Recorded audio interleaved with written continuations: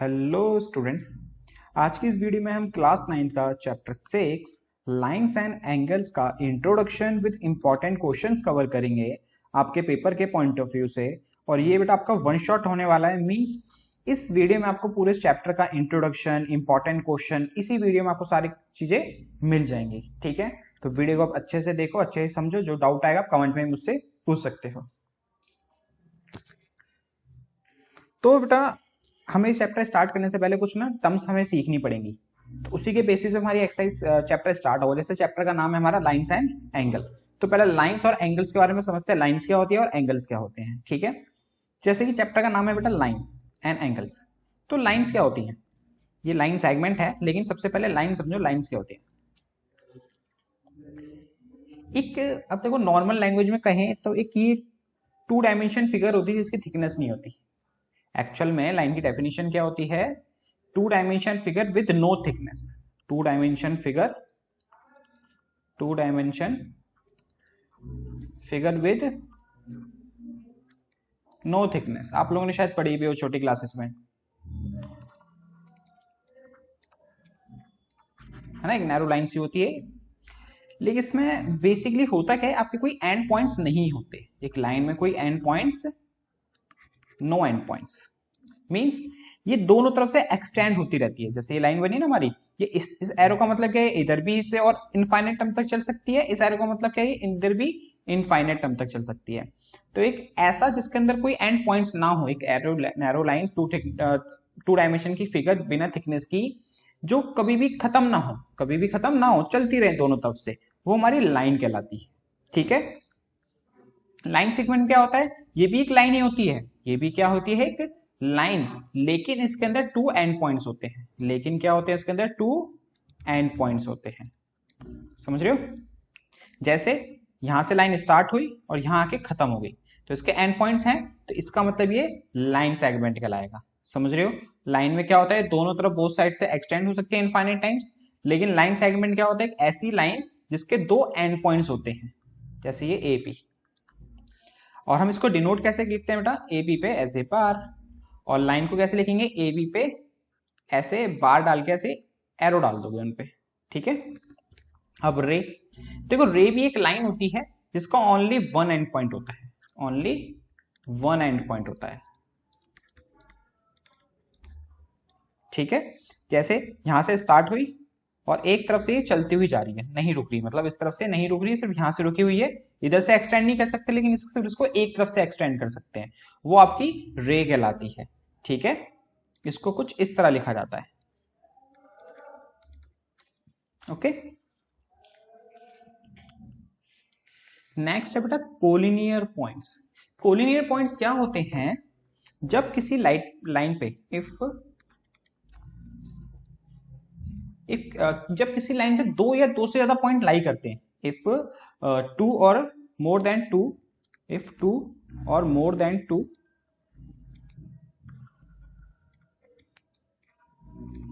points lie on a same line, points lie on a same line। अगर 2 या 2 से ज्यादा पॉइंट एक ही लाइन पे बेटा लाई करते हैं, मान लो एक लाइन है ये, यहाँ पे एक पॉइंट ये रहा, एक पॉइंट ये रहा, एक पॉइंट ये रहा, तो इसका मतलब ये कैसे पॉइंट्स है बेटा? कोलिनियर पॉइंट्स है। कैसे पॉइंट्स है? Collinear points. अदरवाइज, अदरवाइज इसी को हम कंटिन्यू करते हैं, अदरवाइज वो नॉन कोलिनियर पॉइंट होता है। अदरवाइज वो क्या होता है? Non collinear point. अगर डेफिनेशन से समझे तो एक नॉन कोलिनियर पॉइंट क्या होती है? If less than 2 points, less than 2 points lie on a line is called a non collinear points. ठीक है, जैसे ये लाइन है, इस पे एक ही पॉइंट लाई कर रहा है, तो इसका मतलब ये नॉन कोलिनियर पॉइंट है। Okay, angle. अब एंगल क्या होता है बेटा? जब हम किसी दो रेस को, दो रे को, इसके एंड पॉइंट्स को हम ज्वाइन करते हैं, दो रे के एंड पॉइंट्स को हम एक साथ ज्वाइन करते हैं, तो जो भी यहाँ पे ये फॉर्म हुआ ना इनके बीच में पार्ट, इसको हम एंगल कहते हैं। इसको हम क्या कहते हैं? एंगल कहते हैं। ठीक है, तो एंगल किससे मिलके बनता है बेटा? 2 रेस से मिलके बनता है बेसिकली। अब देखो जो हमारे एंगल्स है ना, बहुत सारे टाइप्स के होते हैं, तो एक एक करके डिस्कस करते हैं हम उनको। पहला है बेटा एक्यूट एंगल। एक्यूट एंगल क्या होता है? एक ऐसा एंगल जो मोर देन 0 हो, more than 0 but less than 90 degree. 0 से बड़ा हो, 90 से छोटा हो, उससे हम क्या कहते हैं बेटा? एक्यूट एंगल कहते हैं। जैसे 45 एक्यूट एंगल है, 57 एक्यूट एंगल है, 10 एक्यूट एंगल है। ओके, तो वो हमारा एक्यूट एंगल कहलाता है। ऑब्ट्यूज एंगल क्या होता है? More than 90 but less than 180। 90 से बड़ा लेकिन 180 से छोटा एंगल क्या कहलाता है बेटा? एब्ट्यूज एंगल कहलाता है। क्या कहलाता है? एब्ट्यूज एंगल। ओके, नेक्स्ट है राइट एंगल। एग्जैक्टली 90 डिग्री बेटा आपका क्या कहलाता है? राइट एंगल कहलाता है। उसकी फिगर कुछ इस तरह से बनती है और उसका साइन कुछ इस तरह से होता है। ठीक है, राइट एंगल क्या होता है? एग्जैक्टली 90 डिग्री का राइट एंगल कहलाता है। स्ट्रेट एंगल क्या होता है? एग्जैक्टली 180 डिग्री का, एग्जैक्टली 180 डिग्री का एंगल स्ट्रेट एंगल कहलाता है। ये कुछ इस तरह से बनता है। ठीक है, रिफ्लेक्स एंगल। अब रिफ्लेक्स एंगल क्या होता है भाई? मोर देन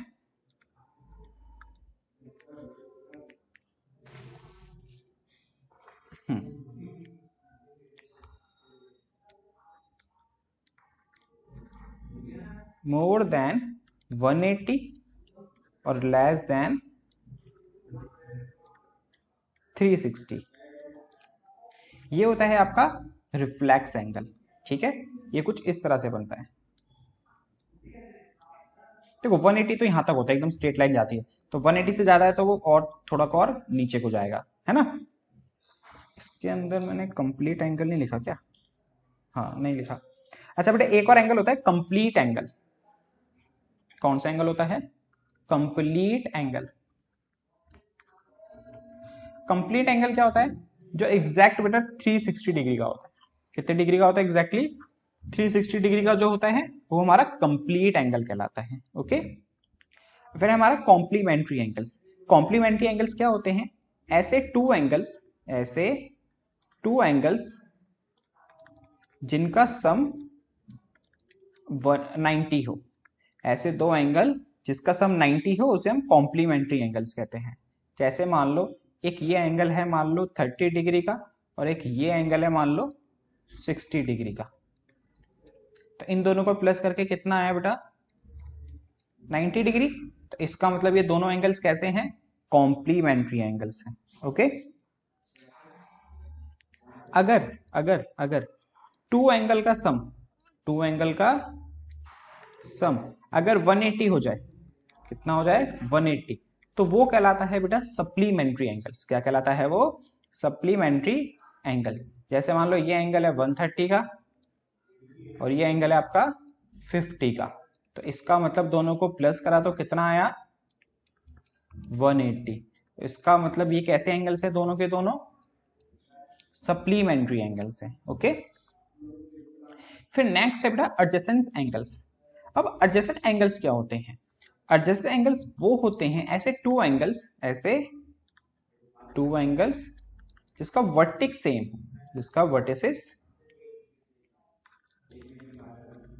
सेम हो। जैसे मान लो कुछ इस तरह से। ठीक है, अब देखो ये एंगल है बन रहा है और एक ये एंगल बन रहा है, उन दोनों एंगल्स का वर्टेक्स सेम है ना। इन दोनों का एंगल क्या है? इन दोनों एंगल का वर्टेक्स क्या है? सेम। तो इसका मतलब ये दोनों एंगल्स कैसे हैं बेटा? एडजेसेंट एंगल है। ओके, अब बेटा आपका linear pair of angles. Linear pair of angles क्या होते हैं? जैसे मान लो ये एक आपकी लाइन है, ये क्या है आपकी? एक लाइन। अगर इस लाइन पे हम एक रे ड्रॉ कर देते हैं, इस लाइन पे हम एक क्या ड्रॉ कर देते हैं? रे ड्रॉ कर देते हैं, तो यहाँ पे जो एंगल्स फॉर्म हुए ना, एक ये बना और ये बना, तो ये हमारे एंगल्स कहलाते हैं linear pair of angles. Okay, फिर नेक्स्ट है आपका vertically opposite angles. Vertically opposite angles क्या होते हैं? जब दो लाइन एक दूसरे को इंटरसेक्ट करती हैं, जब दो लाइन एक दूसरे को क्या करती हैं, इंटरसेक्ट करती हैं। तो अब देखो ये दो लाइन से एक दूसरे को इंटरसेक्ट कर रही है, तो एक एंगल यहां फॉर्म हुआ, एक एंगल यहां फॉर्म हुआ, एक एंगल यहां फॉर्म हुआ, एक एंगल यहां फॉर्म हुआ। तो ये दोनों वर्टिकली अपोजिट एंगल है और ये दोनों वर्टिकली अपोजिट एंगल्स हैं। ठीक है, ठीक उसके आमने सामने वाले एंगल्स वर्टिकली अपोजिट एंगल कहलाते हैं। ये इसके इक्वल होता है, ये इसके इक्वल होता है। ये हमारी एक थ्योरम है बेटा कि जो वर्टिकली अपोजिट एंगल होते हैं ना वो आपस में एक दूसरे के क्या होते हैं, इक्वल होते हैं। तो ये एंगल इस एंगल के इक्वल हो जाएगा और ये जो टू लाइन वाला है ये एंगल इस एंगल के इक्वल हो जाएगा। इसी तरह से जो लीनियर पेयर ऑफ एंगल होता है, तो इसका जो एंगल का सम होता है, लीनियर पेयर ऑफ एंगल का सम होता है, वो याद रखना हमेशा 180 डिग्री आता है।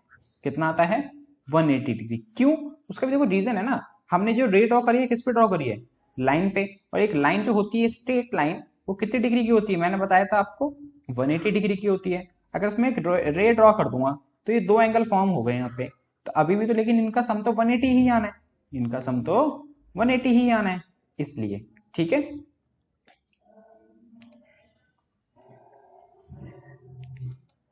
इंटरसेक्टिंग लाइन और नॉन इंटरसेक्टिंग लाइंस क्या होती है पता है आपको। जब दो लाइन इस तरह से कट करें तो वो इंटरसेक्टिंग लाइंस कहलाती हैं। नॉन इंटरसेक्टिंग लाइंस क्या होती है, जो कभी एक दूसरे को इंटरसेक्ट ना करें, वो नॉन इंटरसेक्टिंग लाइंस कहलाती हैं। ठीक है ना, ये हो गया इंटरसेक्टिंग लाइन और ये हो गया नॉन इंटरसेक्टिंग लाइंस। और नॉन इंटरसेक्टिंग लाइंस को बेटा हम पैरेलल लाइंस भी बोलते हैं। पैरेलल लाइन की डेफिनेशन ही ये होती है कि ऐसी लाइन जो कभी एक दूसरे को इंटरसेक्ट ना करे वो पैरेलल लाइंस कहलाती है। ऐसी लाइन जो कभी एक दूसरे को इंटरसेक्ट ना करे वो पैरेलल लाइंस कहलाती है। ठीक है, अब ये एग्जाम 6.1 जो मैं आपको समझा चुका हूं, कह रहा है कि if a ray stand on a line the sum of two adjacent angles is form is 180। मतलब एक लाइन है, इस पे अगर एक रे स्टैंड होती है, एक लाइन पे एक रे स्टैंड होती है, तो यहाँ पे जो दो एडजस्ट एंगल है ना, ये मान लो ये एक्स है और ये वाई है, तो इनका सम हमेशा क्या होगा, 180 होगा। अभी आपको मैंने बताया था लीनियर पेयर ऑफ एंगल में, है कि नहीं, जब लीनियर पेयर ऑफ एंगल्स क्या फॉर्म करते हैं, जब एक लाइन है उस पर एक रे ड्रॉ कर दी हमने, तो जो एंगल्स फॉर्म हुए वो हमारे लीनियर पेयर ऑफ एंगल कहलाते हैं। और लीनियर पेयर ऑफ एंगल का सम कितना होता है, 180 होता है। ये भी बताया था मैंने यहाँ आपको अभी, है ना, वही चीज है ये। इसके बेसिस पे याद रखना बेटा इंपॉर्टेंट क्वेश्चंस हैं, इस पे बेसिस पे पक्का आपके 1 या 2 मार्क्स का क्वेश्चन जरूर आएगा। कि बताऊंगा कैसा आएगा, क्योंकि मैंने आपके क्वेश्चंस अभी आपकी इस पीडीएफ में डाले हैं इससे रिलेटेड। ठीक है, if the sum of two adjacent angle is 180 the non common arms and angle form a line. Obvious सी बात है, नहीं आया समझ, कोई बात नहीं। अभी हमने एक्सियोम्स 6.1 में क्या पढ़ा, एक लाइन पे एक रे ड्रॉ करते हैं तो उनका सम 180 होता है। उनका सम क्या होता है, 180 होता है। खुद दिमाग लगा के सोचो, मुझे नहीं पता ये लाइन है, एक ये रे है, लेकिन ये एक्स है और ये वाई है। हमें ये पता है एक्स प्लस वाई, हमें क्या गिवन है कि भाई एक्स प्लस वाई ना 180 है।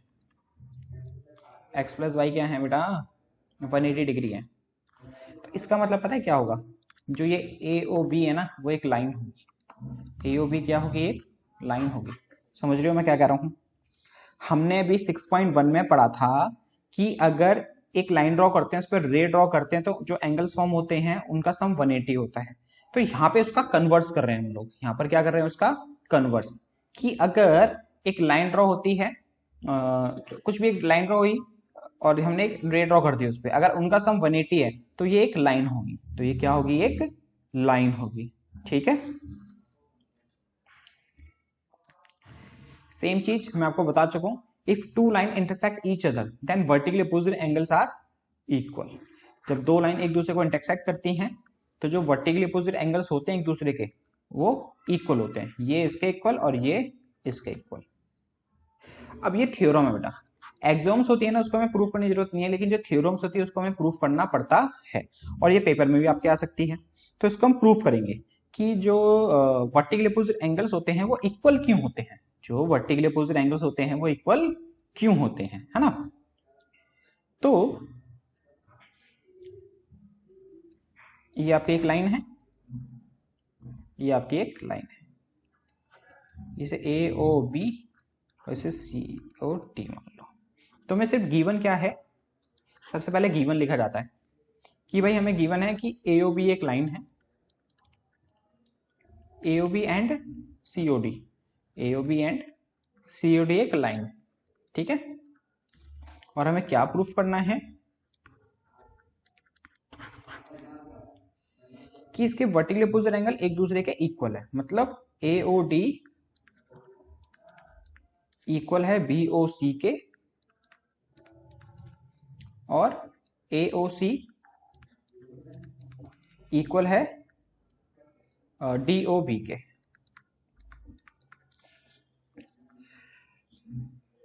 दोबारा समझ लो हमने क्या कहा, यहाँ पे दो लाइन एक दूसरे को इंटरसेक्ट करती है तो जो अपोजिट एंगल्स होते हैं एक दूसरे के इक्वल होते हैं, ये हमें पता है और हमें डायरेक्टली पेपरों में यूज करना है, क्वेश्चंस में यूज करना है। लेकिन यहाँ पे इसका मैं प्रूफ दिखा रहा हूँ आपको कि ऐसे इक्वल कैसे हो जाते हैं, ठीक है। प्रूफ करने के लिए बेटा आपके छठा चैप्टर से, आपकी 9th में छठे चैप्टर से स्टार्ट हो रहा है प्रूविंग वाले क्वेश्चन। तो इन प्रूविंग वाले क्वेश्चन को करने के लिए आपको क्या क्या स्टेप अपनाने होते हैं। सबसे पहले आपको लिखना होता है आपको उस क्वेश्चन में गिवन क्या है, देन उसके बाद आपको लिखना होता है कि उसके बाद आपको प्रूफ क्या करना है, देन उसके बाद उसको देन सॉल्व करना स्टार्ट करोगे, ओके। तो थोड़ा इजी करने के लिए हम क्या करते हैं, इसको x y z और w मान लेते हैं। अब यहाँ पे जो x और y है, जो x और y है ये एक लाइन पे बन रहे हैं रे के थ्रू, समझ रहे हो मैं क्या कर रहा हूँ। COD एक लाइन है और मान लो O एक रे हो गई, तो ये x और y एक लाइन पे एंगल बन रहे हैं, तो इसका मतलब x प्लस वाई कितना होगा बेटा, 180 होगा। क्या होगा वो, 180 होगा, ओके हैगा कि नहीं, क्यों अभी पढ़ाया था। एक लाइन पे एक रे ड्रॉ हो गई तो जो एंगल्स बने यहाँ पे x और y उनका सम क्या होता है, 180 होता है bye linear pair of angle, linear pair of angle, है ना। अब सेम अगर मैं AOB लाइन देखूं, कौन सी लाइन देखूं बेटा, AOB, यहाँ पे y और z का सम कितना होगा, 180 होगा, y और z का सम कितना होगा, 180 होगा, तो y plus Z equal to 180, समझ रहे हो ना। देखो AOB ये रही लाइन AOB, इस पे रे आ गई OC, तो y और z लीनियर पेयर बना रहे हैं, तो y plus Z equal to 180 by linear pair of angle, ठीक है। इसको मान लो फर्स्ट इक्वेशन, इसको मान लो सेकेंड इक्वेशन। तो यहां से हमें मिलता है we get first and second equation, we get first and second equation. अब देखो x प्लस वाई 180 के इक्वल, y प्लस जेड 180 के इक्वल, x प्लस वाई 180 के इक्वल है, y प्लस जेड भी 180 के इक्वल है, तो आपस में ये दोनों भी तो एक दूसरे के इक्वल हुए, समझ रहे हो ना। 180 180 तो ये इसके इक्वल, ये इसके इक्वल, तो आपस में ये दोनों भी एक दूसरे के इक्वल हुए, तो x plus Y equal to Y plus Z, ठीक है। ये प्लस का y है ना, तो अगर लेफ्ट हैंड साइड आएगा तो बेटा क्या हो जाएगा, ये माइनस का y, तो y से y कटा तो x की वैल्यू, x किसके इक्वल आ गया, z के, x किसके इक्वल आ गया, z के, और x का नाम क्या था AOD और z का नाम क्या था BOC, और यही तो हमें प्रूफ करना था कि भाई AOD जो है BOC के इक्वल है, AOD जो है किसके इक्वल है, BOC के, ठीक है। अब इसी तरह से बेटा अगर हम दोबारा से लेंगे इसको COD को एक लाइन, तो OB इज अ रे, तो x प्लस वाई 180, फिर यहां से लेंगे हम AOB, OD is a ray, x plus W equal to 180, तो सिमिलरली हमारा y किसके इक्वल आ जाएगा, z के।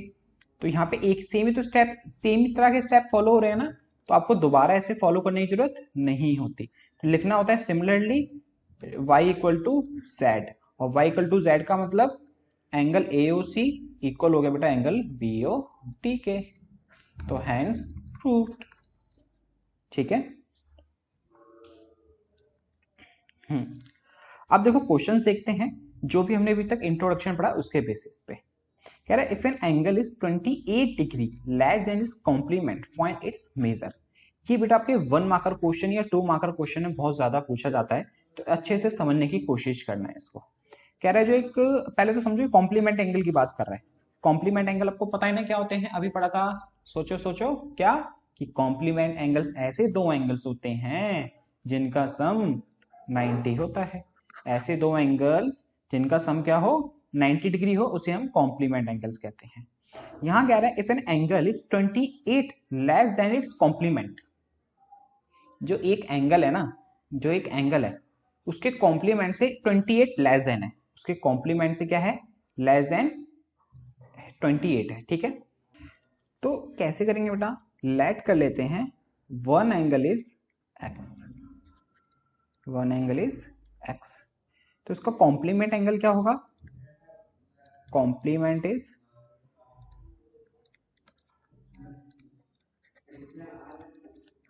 नाइनटी माइनस एक्स, क्या होगा बेटा 90 माइनस एक्स। अब ये कैसे सर, है कि नहीं, बेटा छोटी क्लास में पढ़ा नहीं है कि भाई हमें एक एंगल दे दिया जाता था, मान लो 30 दे दिया, बोला जाता था इसका कॉम्प्लीमेंट्री एंगल निकालो, क्या निकालो इसका कॉम्प्लीमेंट्री एंगल, तो हम सीधा सीधा क्या करते थे उसको 90 में से 30 माइनस कर देते थे, 60 आंसर आ जाता था। याद आ रहा है कुछ, पढ़ा था ना हमने ऐसा कि कोई भी एक एंगल दे दिया जाता था, उसका कॉम्प्लीमेंट्री एंगल निकालने के लिए बोलते थे तो 90 में से माइनस कर देते थे, आंसर आ जाता था। तो यहां भी मैंने क्या करा है, एक जो हमें एंगल नहीं पता कौन से, तो मैंने एक एंगल को एक्स मान लिया है, एक एंगल को क्या मान लिया है मैंने एक्स, और उसका कॉम्प्लीमेंट्री एंगल्स क्या होगा 90 माइनस एक्स, उसका कॉम्प्लीमेंट्री एंगल्स क्या हो जाएगा बेटा 90 माइनस एक्स। अब क्वेश्चन दोबारा पढ़ो, कह रहा है if an angle is 28 degree less than its complement, एक एंगल है, एक एंगल है और उसका अगर हम उसका कॉम्प्लीमेंट निकालते हैं, जो मैं निकाल चुका हूं उसका कॉम्प्लीमेंट निकालते हैं, तो वो 28 लेस देन है उसके कॉम्प्लीमेंट से, वो 28 लेस देन है उसके कॉम्प्लीमेंट से।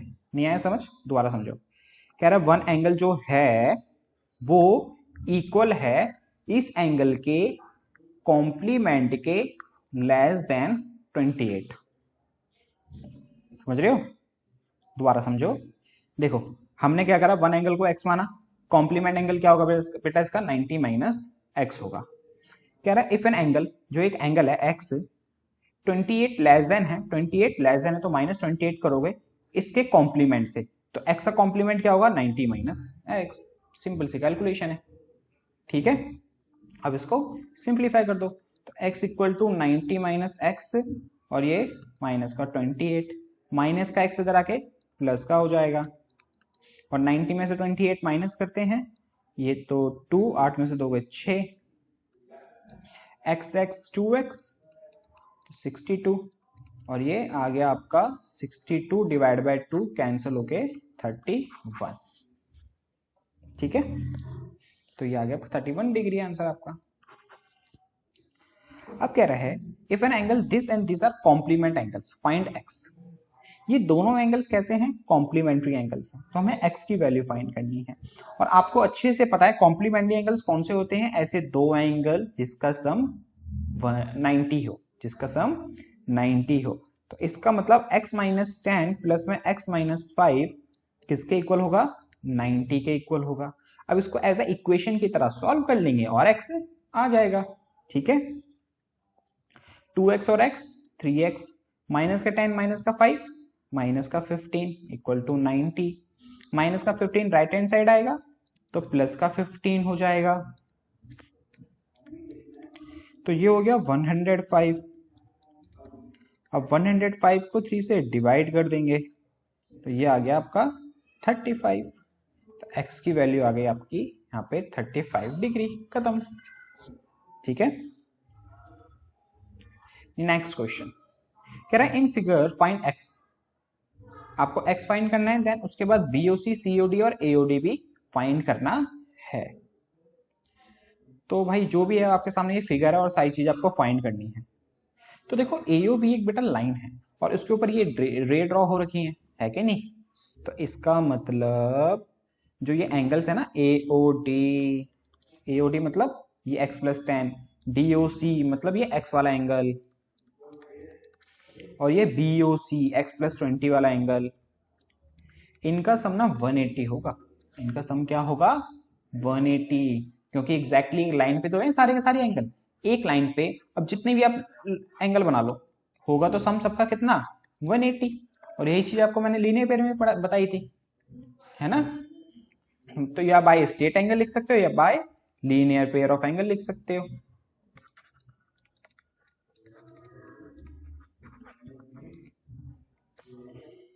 अब देखो AOD को भाई हमने माना है, इन्होंने दिया हुआ x प्लस 10, DOC इन्होंने दिया हुआ है x, और BOC इन्होंने दिया हुआ है x प्लस 20 इक्वल टू 180।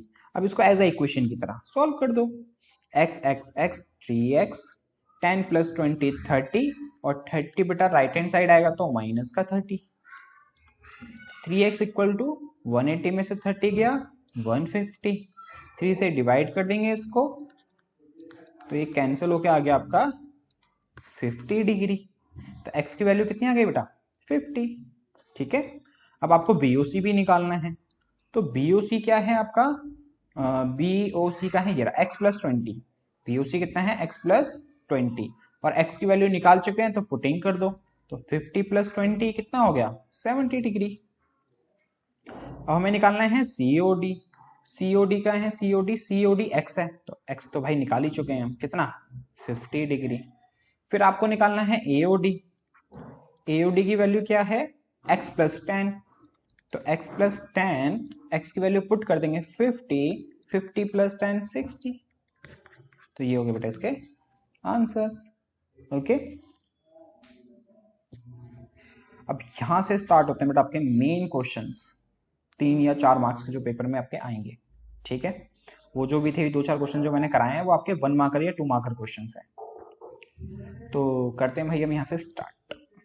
यहाँ बेटा मैंने सारे क्वेश्चंस आपकी एनसीईआरटी के नहीं कराए, यहाँ जो पेपर के पॉइंट ऑफ व्यू से इंपॉर्टेंट हैं, जो लास्ट ईयर क्वेश्चंस आए हैं वही क्वेश्चंस मैंने आपके यहाँ पे सॉल्व कराए हैं। ठीक है, इन अ फिगर रे OS stand on a line POQ पे बेटा OS रे ड्रॉ हुई है, OR और OT है एंगल बाइसेक्टर, और जो OR और OT है वो एंगल बाइसेक्टर है POS और SOQ के, POS और SOQ के। अब बात आती है सर ये क्या है कि नहीं, ये क्या है, ये क्या है मैं बताता हूं आपको। कह रहा है एक देखो लाइन है, क्या ये लाइन है POQ, इस पे एक रे ड्रॉ हुई OS, तो इसका नाम रखा गया OS। अब कह रहे जो ये एंगल POS है ना, एक OR रे ड्रॉ करी जो इस POS एंगल को बाइसेक्ट कर रहा है, ये हमारी OR रे है, इस POS एंगल को क्या कर रहा है बाइसेक्ट, मतलब बाइसेक्ट का मतलब 2 पार्ट्स इक्वल पार्ट्स में डिवाइड कर रहा है, 2 इक्वल पार्ट्स में क्या कर रहा है डिवाइड कर रहा है। तो अगर 2 इक्वल पार्ट्स में डिवाइड करा तो ये एंगल इस एंगल के क्या होगा इक्वल होगा। और एक OT रे ड्रॉ हुई है किस पे SOQ पे, SOQ पे एक OT रे ड्रॉ हुई है, और जो यहाँ पे जो SOQ था उसको भी बाइसेक्ट कर रहा है, मींस ये एंगल इस एंगल के इक्वल है, और यही फिगर मैंने यहाँ पे आपको बना के दिखा रखी है।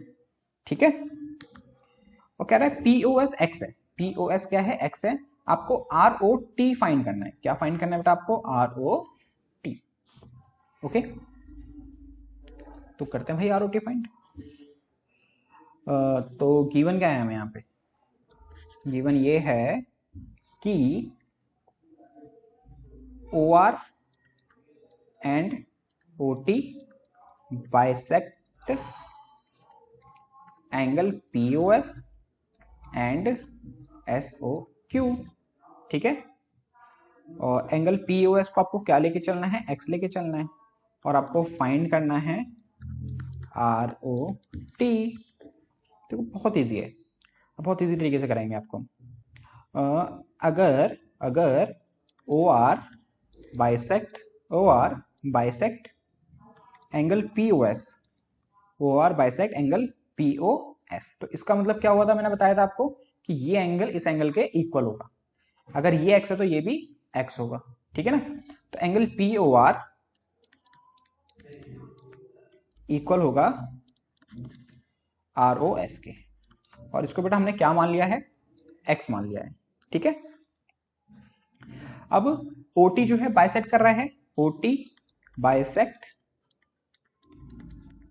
SOQ, अगर OT बाइसेक्ट कर रहा है इस SOQ को, अगर ये एंगल y है तो ये एंगल y होगा, क्योंकि दोनों एंगल इक्वल होंगे ना बाइसेक्ट कर रहा है तो यहाँ पर TOQ इक्वल है TOS के, TOQ इक्वल है TOS के, और इसको हमने एज्यूम कर लिया ये y के इक्वल है।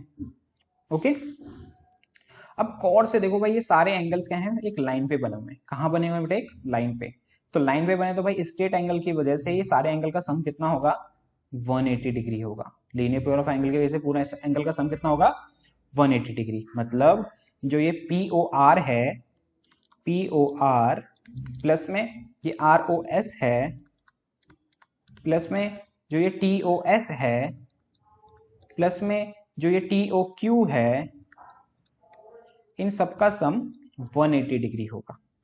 रीजन क्या लिखोगे आप यहाँ पे? आप बाय लीनियर पेयर।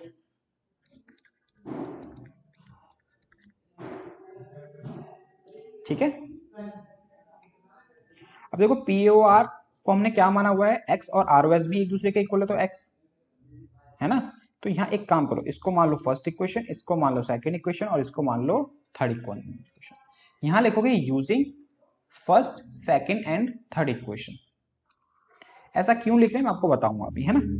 तो देखो POR और ROS एक दूसरे के इक्वल है और हमने उसको x माना है, तो x प्लस x हो गया वो। TOS और TOQ एक दूसरे के इक्वल है तो हमने इसको y माना है, तो ये y प्लस y हो गया और ये 180 के इक्वल है। ठीक है ना। अब देखो अगर हम यहाँ पे नहीं लिखते यूजिंग 1 2 1 3 इक्वेशन, जो टीचर चेकर है या आपकी जो एग्जैक्टली जिसको नहीं आता वो चेक करेगा, मान लो आपको समझना चाहता है वो, तो कैसे समझेगा कि भाई ये directly equation x x y y 180 आपने कैसे लिख दिया। अगर मैं इस चीज को नहीं लिखता तो कोई बंदा कैसे समझेगा कि भाई ये x x y y है। तो यहाँ पे ना मैं रिप्रेजेंट करके दिखाना चाहिए भाई ये इस इक्वेशंस की वजह से ऐसा ऐसा हुआ है। ठीक है ना। तो x x हो गया बेटा 2x और y y हो गया बेटा 2y। 2 कॉमन ले लो तो बचा x प्लस वाई। 2 से डिवाइड करेंगे तो x प्लस वाई आ गया 180 डिवाइड बाई 2, कैंसिल होके 90 डिग्री। x प्लस वाई कितना आ गया 90 डिग्री। अब गौर से देखो x और y ये रहे आपके, और x और y मिलके कौन सा एंगल फॉर्म कर रहे हैं ROT। तो इसका मतलब ROT क्या हो गया आपका 90 के इक्वल। और यही आपको क्या करना था बेटा, हैंस प्रूव्ड, नहीं सॉरी फाइंड करना था, हैंस प्रूव नहीं करना था, फाइंड करना था। ROT आपको क्या फाइंड करना था, ROT, और ROT निकल गया आपका 90 डिग्री। ठीक है। तो कुछ इस तरह से करेंगे इस क्वेश्चन को। अब नेक्स्ट क्वेश्चन देखते हैं भाई। हाँ, कह रहा line XY and MN intersect at O। MN एक लाइन है, XY एक लाइन है, वो इंटरसेक्ट कर रही है O पे। POY is 90, POY is 90, AB का रेशियो 2:3 है। अच्छा यहाँ पे ना थोड़ी सी गड़बड़ हुई है मुझे लग रहा है ना बेटा। ये BCA टेढ़े मेढ़े हो गए हैं, ये A है, ये B है और ये C है। ओके। और ये POY हमें 90 दे रखा है, ये A और B और ये C, और A और B का रेशियो गिवन है 2:3, और फाइंड करना है हमें C, फाइंड करना है हमें C। तो सबसे पहले जो मैंने आपको स्टेप्स बताए हैं इन चैप्टर्स में क्वेश्चंस करने के लिए, कि आपको पहले लिखना है गिवन कि भाई XY एंड MN एक लाइन है, एंगल POY 90 है, A/B का रेशियो 2:3 है, और फिर फाइंड करना है हमें C। ठीक है। अब देखो जो हमारी XY लाइन है, जो XY लाइन है, XY लाइन है, तो उस वजह से 90 प्लस A प्लस B कितना होगा बेटा, 90 प्लस A प्लस B कितना होगा 180 डिग्री होगा। कोई डाउट है? बिल्कुल नहीं होना चाहिए।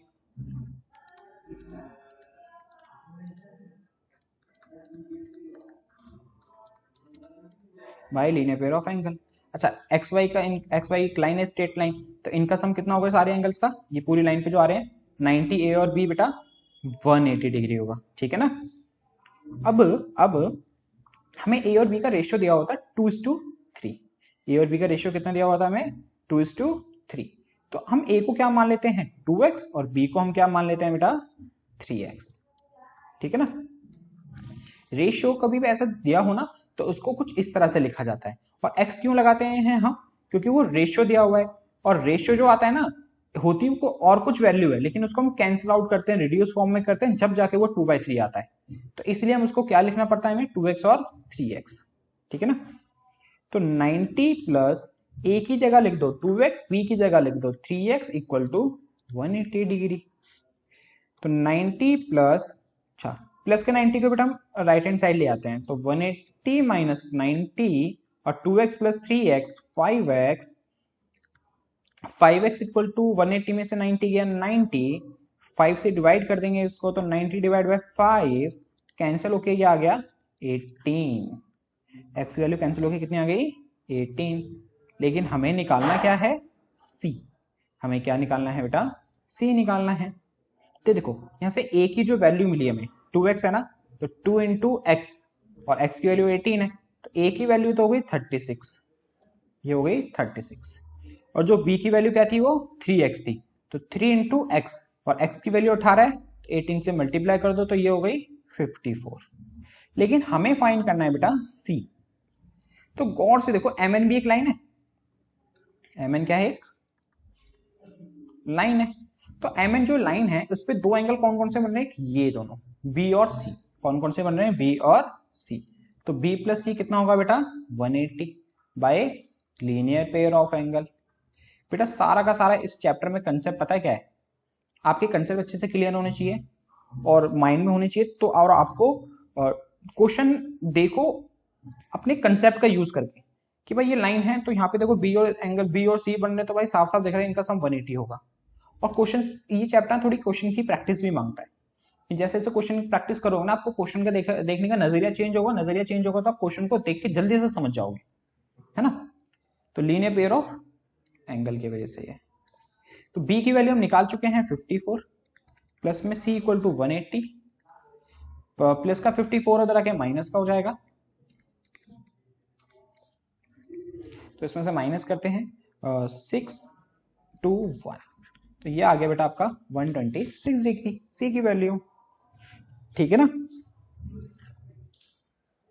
नेक्स्ट क्वेश्चन देखते हैं, कह रहा है x प्लस वाई इक्वल है w प्लस जेड के, x प्लस वाई इक्वल है w प्लस जेड के, प्रूफ करना है AOB एक लाइन है, AOB क्या है एक लाइन, बेटा AOB लाइन है ये प्रूफ करना है, तो पता है कब होगा AOB लाइन, जब ये x प्लस वाई 180 होगा और w प्लस जेड 180 होगा।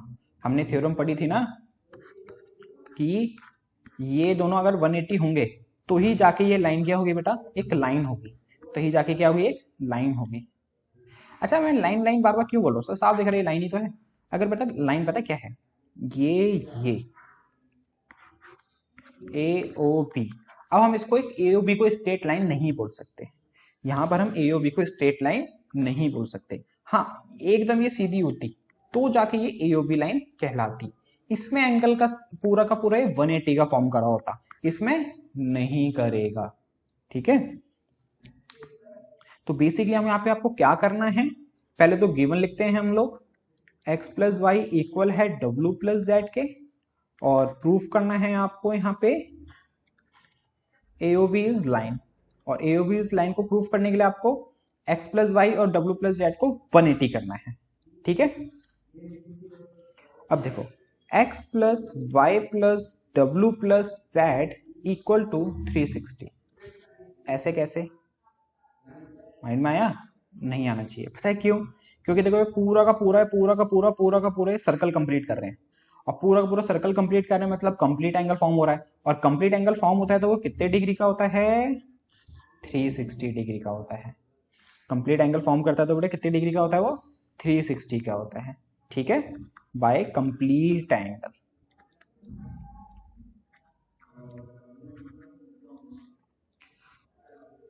अब देखो x प्लस वाई को मैं x प्लस वाई रहने दे रहा हूं, और जो ये w प्लस जेड था ना, उसकी जगह में इस w प्लस जेड की जगह में x प्लस वाई लिख रहा हूं, ऐसा क्यों सर, बिकॉज ऑफ बेटा हमें गिवन है x प्लस वाई इक्वल है w प्लस जेड के, तो मैंने इस w प्लस जेड की जगह x प्लस वाई लिख दिया, ठीक है ना। अब देखो x x 2x हो गए, y y 2y हो गए, 2 कॉमन ले लो तो बचा x प्लस वाई, अब इसको 2 से डिवाइड कर दो तो x प्लस वाई आ गया आपका यहां से 180 डिग्री, और x प्लस वाई 180 डिग्री आ गया तो इसका मतलब AOB इज अ लाइन, है कि नहीं। और सिमिलरली जैसा भी हमने x प्लस वाई 180 करा है उस तरह से w प्लस जेड भी 180 हो जाएगा।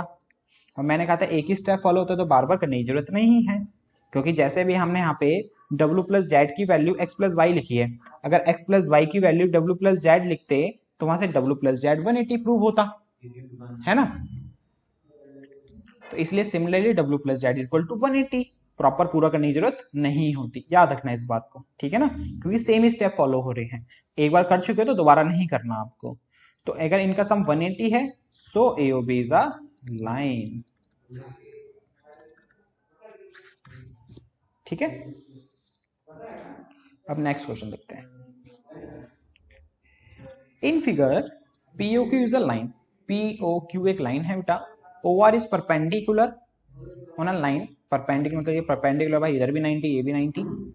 OY इज अनदर रे lying between OP and OR, एक OS बेटा एक अनदर रे है जो P और R के बीच में लाई कर रही है। हमें प्रूफ करना है ROS इक्वल है half of QS minus POS के। हमें क्या प्रूफ करना है कि एंगल ROS जो है वो इक्वल है half of angle QOS minus angle POS के, ठीक है ना। अब यहां देखो प्रूविंग वाले क्वेश्चंस, इस क्वेश्चन को कैसे करेंगे, तो आपको क्या करना है, ये देखो आपको प्रूफ में क्या क्या चाहिए, एक ROS चाहिए, QS चाहिए, POS चाहिए। तो यहाँ पे कुछ ऐसा क्रिएट करो कि ऐसी क्वेश्चन बने यहाँ पे ROS भी आए, QS भी आए और POS भी आए। जैसे देखो मैं आपको बताता हूँ किस तरह से सोचना है। ROS चाहिए आपको, क्या चाहिए बेटा आपको, ROS, और QS भी चाहिए। तो यहाँ पे देखो QOS का है, ये रहा, QOS का है ये रहा। यहाँ में बेटा हमने गिवन नहीं लिखा, गिवन भी तो लिखोगे कि एंगल ROQ और ROP 90 है, गिवन है ना, क्योंकि इसने बोला ये परपेंडिकुलर है, परपेंडिकुलर होता है तो बेटा ये 90 डिग्री का एंगल फॉर्म करता है। तो हम बात करते हैं QOS की, जो ये QS पूरा यहां से लेके यहां तक एंगल है, जो ये QOS है वो यहां से लेके यहां तक पूरा है, मतलब ये दो एंगल से मिलके बन रहा है, एक तो ROS से मिलके बन रहा है और एक ROQ से मिलके बन रहा है कि नहीं। तो मैं यहां क्या कर रहा हूं, ROS का ROS रहने दिया मैंने और ROQ की जगह वैल्यू पुट कर दी उसकी कितनी, 90। ROQ की वैल्यू कितनी पुट कर दी मैंने, 90। तो प्लस का 90 इधर आके क्या हो जाएगा, माइनस का। तो QOS माइनस में 90 इक्वल टू ROS, ठीक है ना। और इसको मान लो फर्स्ट इक्वेशन। अब हमें चाहिए OPOS, तो POS और ROS। चलो अब यहां पे देखो जो POR है, यहां पे क्या है बेटा, जो POR है, PO जो R है यहाँ पे, ये कौन कौन से एंगल को मिलकर बन रहा है, एक तो देखो POS जो हमें प्रूफ में चाहिए, तो यहां लिख दोगे POR equal to POS plus में ROS प्लस में ROS, ठीक है। अब देखो POR हमें गिवन था, ROP या POR बात एक ही है, 90 डिग्री, और इस POS को मैं इधर लेके आ रहा हूं लेफ्ट हैंड साइड, तो प्लस का इधर आगे माइनस का POS हो जाएगा, और ये भी इक्वल आ गया किसके, ROS के। यहां तक क्लियर। फर्स्ट इक्वेशन हमारी ये आ गई है, सेकंड इक्वेशन हमारी ये आ गई है। अब मैं यहां क्या कर रहा हूं बेटा, ऐड कर रहा हूं फर्स्ट एंड सेकंड इक्वेशन को। अब बताते हैं भाई सर ऐसा क्यों कर रहे हो, इसीलिए हमें ROS तो चाहिए, उसके साथ 2 भी चाहिए हमें, यहाँ पे इस क्वेश्चन में हमें 2 भी चाहिए। तो ROS यहाँ भी है, ROS यहाँ भी है, तो ROS 2 ROS, और ये माइनस का 90 प्लस 90 क्या हो जाएगा, कट जाएगा, और सारी चीज जो हमें चाहिए थी वो आ जाएंगी। तो अब इन इक्वेशन को ऐड कैसे करते हैं बेटा हम लोग, जो लेफ्ट हैंड साइड लिखा है ना उसको लेफ्ट हैंड साइड प्लस करो, जो राइट हैंड साइड लिखा है उसको राइट हैंड साइड प्लस करो। मतलब लेफ्ट हैंड साइड में लिखा है QS माइनस 90, QS माइनस 90, और इसके दूसरी इक्वेशन के लेफ्ट हैंड साइड में लिखा है 90 माइनस POS। तो लेफ्ट हैंड साइड वाला लेफ्ट हैंड साइड के प्लस कर दो, और राइट हैंड साइड वाला राइट हैंड के वाले के साथ ROS और ROS प्लस ROS, ठीक है। ये माइनस का 90 प्लस का 90 कैंसल, तो ये बचा QOS माइनस POS, यहाँ पे 2 ROS है, ROS, तो ये हो जाएगा 2 टाइम्स ऑफ ROS के साथ 2 मल्टीप्लाई में, तो इधर आके हाफ हो जाएगा, तो QOS माइनस में angle POS, equal to R O S. और गौर से देखो, आपको यही क्या करना था, प्रूफ कि भाई आर ओ एस जो है इक्वल है half of Q S minus P O S के। ठीक है, अब देखते हैं टाइप का next question. It is given that X Y Z एक एंगल है बेटा, वो 64 है। तो बना लेते हैं भाई एक एक्स वाई जेड एंगल, वो आपका कितना है 64 डिग्री है। कह रहा है X Y is produce to point P, जो एक्स वाई लाइन है उसको प्रोड्यूस करा गया पी पॉइंट तक, पी पॉइंट तक। Draw figure from the given information, कर ली भाई। If ray Y Q bisect Z by P, Z by P जो एंगल है उस पर एक वाई क्यू रे ड्रॉ करी है जो इस एंगल को बाइसेक्ट कर रही है, मतलब ये एंगल इस एंगल के क्या होगा, इक्वल हो जाएगा अगर बाइसेक्ट कर रही है तो हमें फाइंड करना है एक्स वाई क्यू और reflex of Q Y P. ठीक है, तो सबसे पहले हम यहां लिखेंगे गिवन कि भाई एक्स वाई जेड इक्वल है 64 के, और Y Q bisect angle Z Y P. ठीक है, और हमें फाइंड करना है एंगल एक्स वाई क्यू का है बेटा एक्स वाई क्यू, मतलब ये पूरा एंगल, ये वाला पूरा। ठीक है, और reflex of Q Y P. अब देखो आपके लिए यहां पे नई चीज आई है, reflex of Q Y P. Angle Q Y P तो समझ आता है कि भाई एंगल क्यू वाई पी का है, क्यू वाई पी ये वाला एंगल फाइंड करो, लेकिन ये रिफ्लेक्स क्या कह रहा है भाई, रिफ्लेक्स फाइंड करो। बताएंगे बेटा आपको ये रिफ्लेक्स कैसे फाइंड करते हैं। ठीक है, तो सबसे पहले हम एक्स वाई क्यू निकालते हैं। उसके लिए मैं पहले चाहिए एक्स की वैल्यू, क्योंकि अगर मैं एक्स में 64 ऐड कर दूं, जो एक्स माना है मैंने उसमें 64 ऐड कर दूं तो ये एक्स वाई क्यू की वैल्यू आ जाएगी।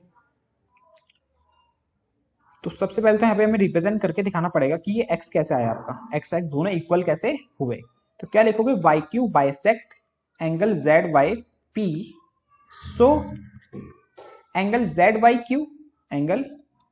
वाई क्यू इक्वल हो गया भाई किसके, क्यू वाई पी के, क्यू वाई पी के, और उसको हमने क्या मान लिया है, एक्स मान लिया है।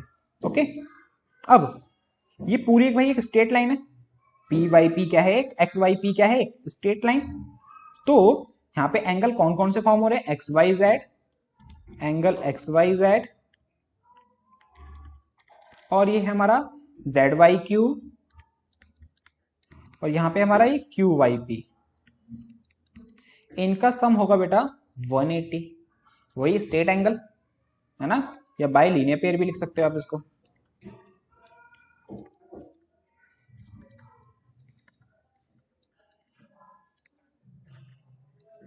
अब देखो एक्स वाई क्यू क्या है हमारा 64, जेड वाई क्यू क्या है एक्स, और क्यू वाई पी क्या है एक्स।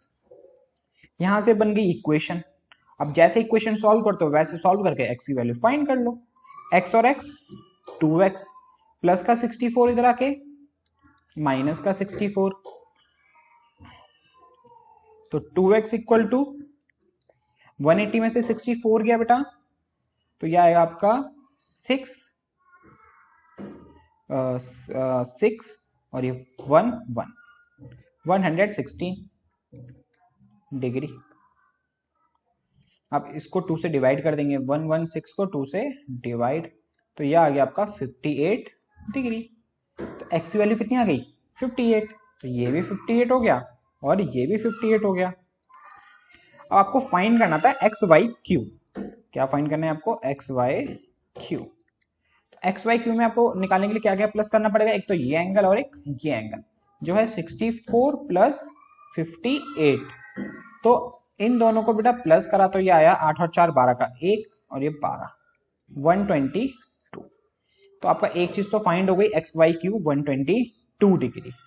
दूसरा आपको फाइंड करना था reflex of angle Q Y P.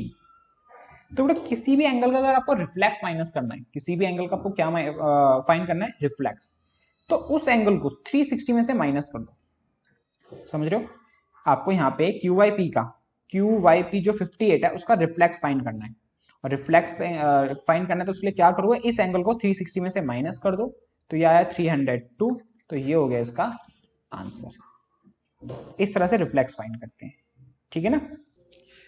अब ये है बेटा हमारा next topic, parallel lines and a transversal line. अब पैरेलल लाइंस क्या होती है और ट्रांसवर्सल लाइंस क्या होती है, एक एक करके हम डिस्कस करते हैं ना। देखो पैरेलल लाइंस क्या होती है, ऐसी दो लाइन जो दो या दो से ज्यादा भी हो सकती हैं, जो कभी एक दूसरे को इंटरसेक्ट ना करे, जो कभी एक दूसरे को क्या ना करे बेटा, इंटरसेक्ट ना करे। ऐसी दो या दो से ज्यादा लाइन, टू और मोर लाइंस, जो कभी एक दूसरे को इंटरसेक्ट ना करें, वो लाइन क्या कहलाती है, not intersect each other, not intersect each other.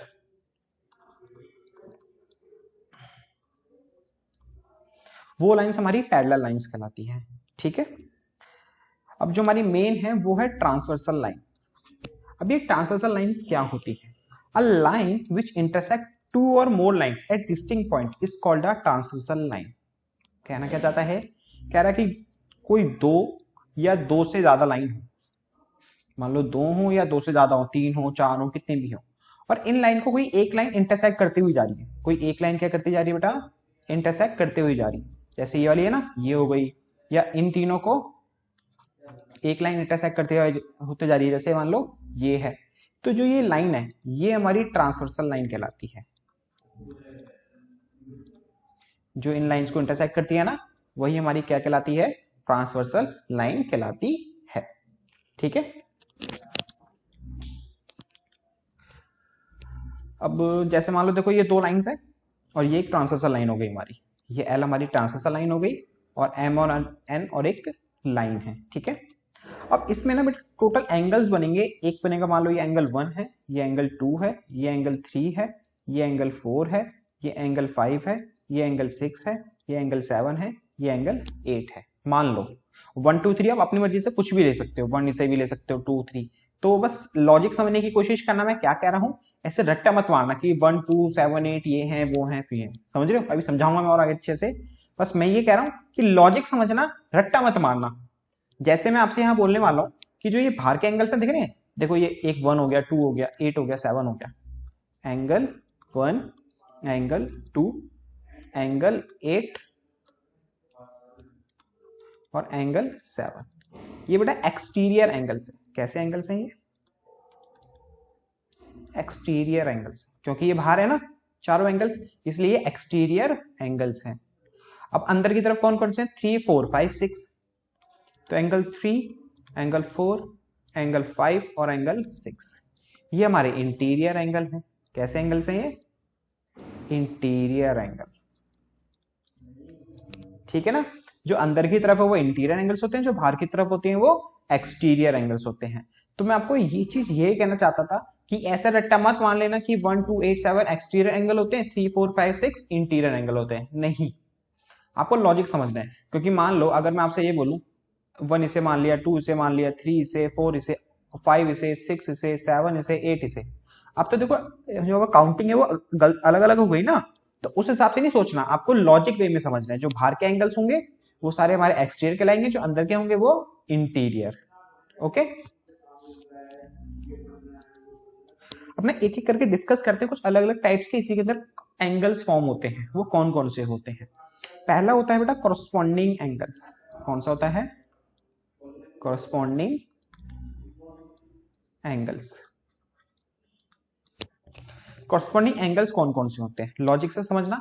जैसे मान लो कि लाइन है हमारी एल, इसके जस्ट ऊपर का और जस्ट इसके नीचे वाला एंगल, इसके जस्ट के नीचे नहीं, जस्ट इसके इस साइड वाला, ये दोनों, ये हमारे कॉरस्पॉन्डिंग एंगल्स होते हैं। कौन से एंगल्स होते हैं, कॉरस्पॉन्डिंग। और 3 का क्या होगा बेटा, फिर 8 होगा। 1 का कॉरस्पॉन्डिंग क्या होगा, 5।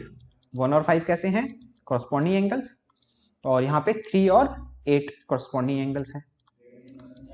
इसी तरह से अगर हम इस साइड देखें तो 2 का कॉरस्पॉन्डिंग क्या होगा, 6। तो एंगल 2 और एंगल 6 क्या है, कॉरस्पॉन्डिंग एंगल्स हैं। और 4 और 7, एंगल 4 और एंगल 7 भी कॉरस्पॉन्डिंग एंगल्स है। तो इन्हें हम कॉरस्पॉन्डिंग एंगल्स कहते हैं। सेम वही चीज कहूंगा, रट्टा मत मारना कि भाई एंगल 1 और 5 कॉरस्पॉन्डिंग एंगल होते हैं ना, लॉजिक समझो। इसके ऊपर का, पहली लाइन के ऊपर का और दूसरी लाइन के भी ऊपर वाला नंबर, ये हमारे कॉरस्पॉन्डिंग एंगल्स होते हैं। जस्ट पहली लाइन की नीचे वाला नंबर और दूसरी लाइन के भी नीचे वाला नंबर, ये भी करस्पॉन्डिंग एंगल्स होते हैं, सेम हमारे राइट हैंड साइड भी, ठीक है ना। तो ये होते हैं हमारे करस्पॉन्डिंग एंगल्स। अब उसके अंदर कुछ आपको याद रखने वाली चीज है। इफ एम एन के पैरेलल है, एम एन के क्या है बेटा, पैरेलल है, ये लाइन इस लाइन के अगर पैरेलल होगी तो क्या होता है, so corresponding angles are equal. तो क्या होता है, जो करस्पॉन्डिंग एंगल्स होते हैं ना वो इक्वल होते हैं, करस्पॉन्डिंग एंगल्स आर इक्वल। समझ रहे हो मैं क्या कह रहा हूं। अभी हमने सीखा करस्पॉन्डिंग एंगल क्या होते हैं, हमने समझ लिया। अब मैं कह रहा हूं अगर ये दोनों लाइंस एक दूसरे के पैरेलल होती हैं, अगर ये दोनों एक दूसरे की क्या होती हैं, पैरेलल, तो जो करस्पॉन्डिंग एंगल्स होते हैं ना 1 और 5, 3 और 8, 2 और 6, 4 और 7, ये आपस में एक दूसरे के इक्वल होते हैं। 1 5 के इक्वल होगा, 3 8 के इक्वल होगा, 2 6 के इक्वल होगा, 4 7 के इक्वल होगा, ठीक है। अब इसमें एक और चीज याद रखने वाली चीज है, क्या, इफ इसका कन्वर्स है, जो भी मैंने आपको ये बताया ना, इसका सिर्फ कन्वर्स है। If corresponding angles are equal, corresponding angles are equal, अगर बेटा करस्पॉन्डिंग एंगल इक्वल है सो वो लाइंस पैरेलल होंगी, सो लाइंस क्या होंगी, वो पैरेलल होंगी। याद रखना इस बात को। हमने दो चीज पढ़ी, क्या, अगर लाइन पैरेलल है तो करस्पॉन्डिंग एंगल इक्वल होते हैं, इसका कन्वर्स, अगर करस्पॉन्डिंग एंगल इक्वल है तो लाइन पैरेलल होती है, ठीक है। इस चीज को याद रखना क्योंकि यही चीजों के बेसिस पे आपके क्वेश्चंस होने वाले हैं, इसके बेसिस पे क्वेश्चंस भी करेंगे आगे। तो ये होते हैं बेटा करस्पॉन्डिंग एंगल्स। अब देखते हैं हम सेकंड पॉइंट, इसका सेकंड टाइप्स के एंगल, इसको यहां से रफ कर लेते हैं, वीडियो पॉज करके नोट कर लेना। हाँ, दूसरा है बेटा alternate interior angle, alternate interior angle. तो यहां से तो आपको साफ साफ बात नजर आ रही है भाई इंटीरियर एंगल की बात कर रहे हैं, तो इन्हीं में से होंगे 3 4 5 6 में से, ठीक है। अब ऑल्टरनेट, तो देखो 3 का 6 होता है, ठीक, उसके सामने वाला 3 का क्या होता है 6, ऑल्टरनेट इंटीरियर एंगल होता है, और 4 का 5 होता है, और 4 का 5 होता है। याद रखना इस बात को कि 3 का क्या होता है बेटा 6 और 4 का क्या होता है 5। अगर यहीं पर अगर मैं बात करूं ऑल्टरनेट एक्सटीरियर एंगल की, किसकी, एक्सटीरियर एंगल की, तो यहां पे देखो 1 का एक्सटीरियर क्या हो जाएगा, देखो एक्सटीरियर की बात हो रही है तो 1 2 7 8 की बात हो रही है, इसका मतलब ये समझ जाना एक्सटीरियर एंगल है ना कि 1 2 7 8 बाहर वाले एंगल्स की बात हो रही है, लेकिन यहाँ पे ऑल्टरनेट एंगल बोल रहा है, तो 1 के ठीक सामने वाला क्या होगा 7, तो 1 का ऑल्टरनेट इंटीरियर एंगल है 1 और 7, एक्सटीरियर एंगल है 1 और 7, और 2 का है 8, ठीक है ना। ऑल्टरनेट इंटीरियर एंगल्स क्या होते हैं, अंदर के एंगल्स आमने सामने वाले, 3 का 6 4 का 5, और एक्सटीरियर ऑल्टरनेट एक्सटीरियर एंगल में क्या हो जाएंगे बाहर वाले एंगल्स आमने सामने वाले, 1 का 7 2 का 8। इस तरह से आपको समझ लेना है इस लॉजिक को, ठीक है। अब इसमें भी आपको देखो दो चीजें याद रखने वाली हैं, क्या, इफ ये दोनों लाइंस पैरेलल होती हैं, जैसे मान लो m क्या है जो n के पैरेलल है, सो जो हमारे alternate interior angle, short form में लिख रहा हूं बेटा ए कॉम, alternate interior angle and alternate exterior angles are equal. अगर ये दो लाइंस क्या होती हैं एक दूसरे के पैरेलल होती हैं, ये दो लाइंस एक दूसरे के क्या होती हैं पैरेलल, तो जो ऑल्टरनेट इंटीरियर एंगल्स है ना कौन कौन से, 3 और 6 4 और 5, तो 3 6 के इक्वल होगा, 4 5 के इक्वल होगा, ठीक है ना। और ऑल्टरनेट एक्सटीरियर एंगल भी एक दूसरे के क्या होंगे इक्वल, जब ये दो लाइन पैरेलल होंगी, 1 7 के इक्वल होगा, 2 8 के इक्वल होगा। अगर मान लो यहाँ पे एंगल 50 लिखा है तो ये 7 भी कितना होगा 50 होगा, ओके। अब इसमें एक चीज और याद रखने वाली चीज है, क्या, यहां लिख देते हैं उसको, इसका converse, if alternate interior angle and alternate exterior angles are equal, अगर बेटा क्या हो ये एंगल्स इक्वल हो, ऑल्टरनेट इंटीरियर हो या ऑल्टरनेट एक्सटीरियर एंगल्स इक्वल हो, तो होता क्या है, तो जो ये लाइंस है ना आपस में पैरेलल होती है, ये लाइंस क्या होती है आपस में पैरेलल। जैसे मान लो ये एंगल 3 आपका 50 डिग्री, एंगल सी भी आपका 50 डिग्री है, और ये दोनों एंगल कैसे हैं ऑल्टरनेट इंटीरियर एंगल है, तो इसका मतलब पता है क्या हुआ कि ये दो लाइंस पैरेलल होंगी, ये दो लाइंस क्या होंगी पैरेलल, ओके। अब इसको भी आप वीडियो पॉज करके नोट कर सकते हो, और कोई भी डाउट हो कमेंट में पूछ सकते हो, मैं आपको वहां पे एक्सप्लेन कर दूंगा। ओके, अब नेक्स्ट देखते हैं एंगल। अब वीडियो पॉज करके नोट कर लेना। नेक्स्ट है बेटा same side of interior angle.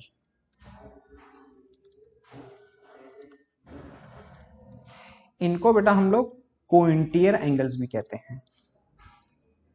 क्या कहते हैं? Co-interior angles.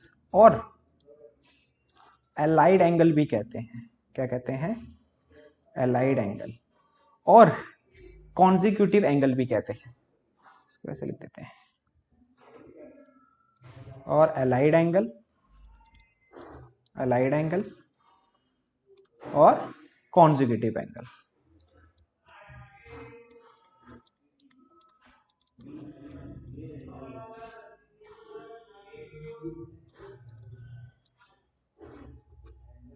ठीक है। अब तो भाई ये same side of interior angle बोल रहे हो या को इंटीरियर एंगल बोल रहे हो या एलाइड एंगल बोल रहे हो या कॉन्जिक्यूटिव एंगल्स बोल रहे हो, इन सब का मतलब एक ही है। बेसिकली जो यूज करा जाता है वो को इंटीरियर एंगल्स वर्ड यूज किया जाता है। ये थोड़ा इजी। ठीक है, तो अब ये को इंटीरियर एंगल्स होते कौन से हैं? देखो साफ बात है, यहाँ पे बात हो रही है इंटीरियर की। ठीक है, और साफ साफ देखो पहले लाइन में लिखा हुआ है same side of interior angle. जैसे 3 और 4, 3 और 5 ऐसे इंटीरियर एंगल जो सेम साइड पे हैं। तो 3 और 5 कैसे एंगल्स हैं बेटा? को इंटीरियर एंगल्स हैं। और 4 और 6, बात खत्म। तो बस ये दो पेयर होते हैं इसमें को इंटीरियर एंगल्स के, 3 और 5, ये 3 और 5 और ये 4 और 6। ठीक है ना। अब इसमें भी देखो क्या, अगर m जो है पैरेलल होता है n के, m जो होता है किसके पैरेलल होता है? n के।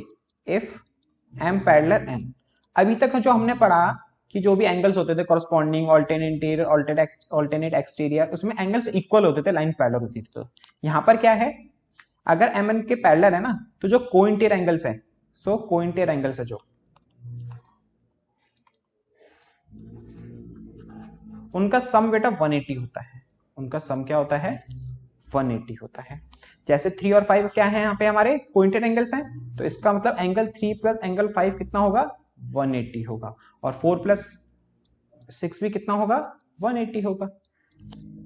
ठीक है, और इसका कन्वर्स, अगर को इंटीरियर एंगल्स का सम, को इंटीरियर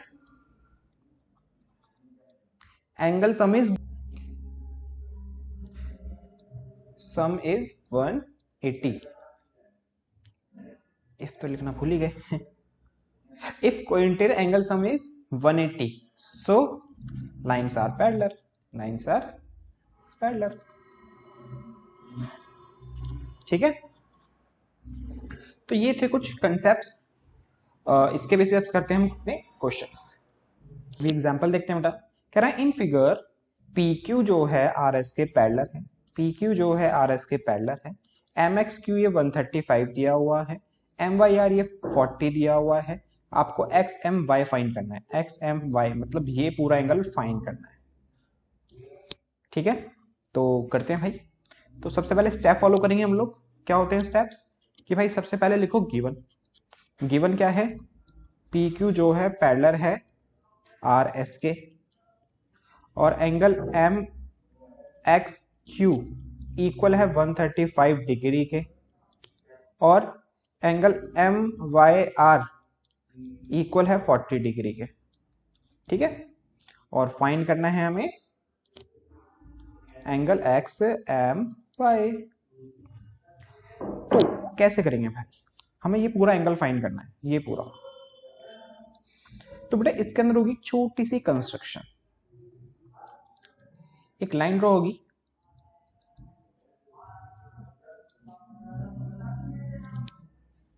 इसको नाम देते हैं हम AB। तो यहां लिखना पड़ेगा हमें construct AB parallel to PQ। एक ऐसी लाइन बनाई है हमने AB जो किसके पैरेलल है? PQ के। अब बात आती है सर ऐसे कैसे, हमें कैसे पता चलेगा कि यहाँ एक लाइन ड्रॉ होगी, है कि नहीं? माइंड में क्वेश्चंस आता है बेटा हर बच्चे के। देखो दो चीजें यार, पहली प्रैक्टिस, पहली क्या है? प्रैक्टिस। जितनी प्रैक्टिस करोगे ना तो यार वो आपको फिर आपको समझ आता जाएगा कि इसके अंदर ये चीज करेंगे तो ऐसा हो जाएगा, ये चीज करेंगे तो ऐसा हो जाएगा। कुछ इस तरह से ना आपका माइंड खुद सोचेगा, खुद ही सोचेगा। दूसरा क्या होता है ना, कुछ इस टाइप के क्वेश्चंस होते हैं फर्स्ट टाइम करने के लिए आपको ना टीचरों की हेल्प चाहिए होती है, टीचरों की हेल्प चाहिए ही होती है। तो बस ये जो चीजें हैं, तो बेसिकली तो सबसे इंपॉर्टेंट चीज है इसके अंदर प्रैक्टिस होती है। जितनी आप क्वेश्चन की प्रैक्टिस करोगे ना उतना आपका टाइम माइंड ग्रो करेगा और क्वेश्चन को सोचने की क्षमता बढ़ेगी, और उस तरह से आपको अलग अलग तरीके से सोच सकते हैं क्वेश्चन को।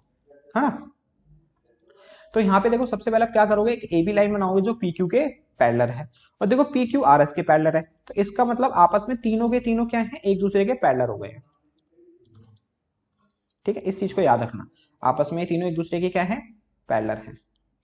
मैं थोड़ा इजी करने के लिए इसको एक्स मान ले रहा हूं और इसको एंगल को वाई मान ले रहा हूं। हाँ, अब गौर से देखो, जो पी क्यू है पैरेलल है ए बी के, बिल्कुल है सर, पी क्यू जो है ए बी के पैरेलल है।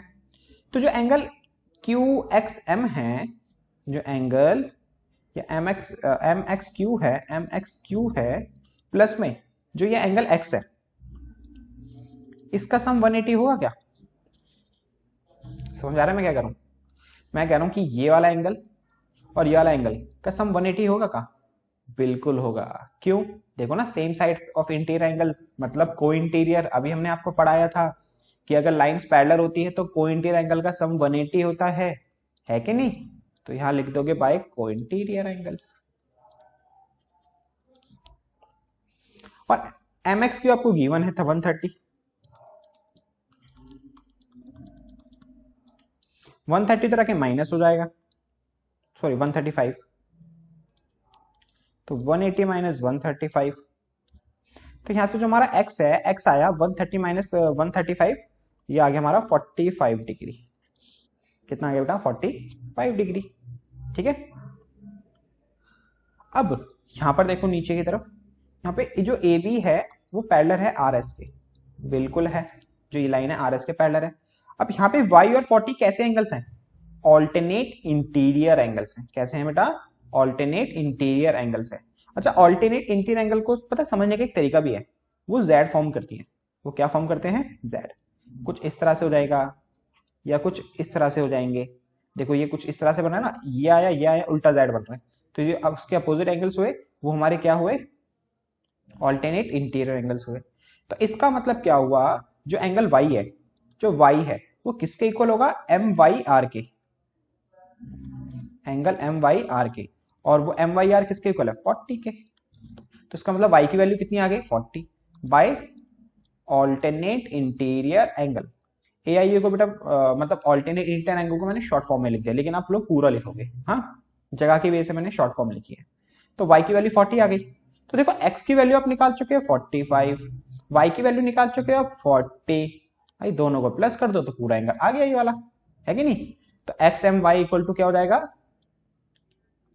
X m y equal to x plus Y, और x प्लस वाई मतलब 40 प्लस 45, तो आपका आंसर आ गया 85 degree answer.